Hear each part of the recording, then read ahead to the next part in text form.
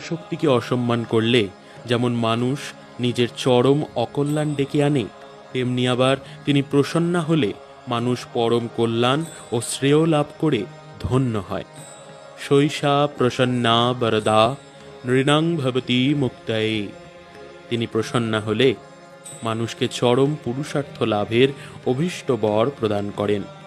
শ্রীরামকৃষ্ণ তাঁর অন্তরঙ্গদের সে বিষয় অবহিত করে দিয়েছিলেন। ঠাকুর তখন কাশীপুরে অসুস্থ। যোগিনমার মনে বৃন্দাবনে গিয়ে তপস্যা করার বাসনা হলো। তিনি একদিন তা ঠাকুরকে জানালেন।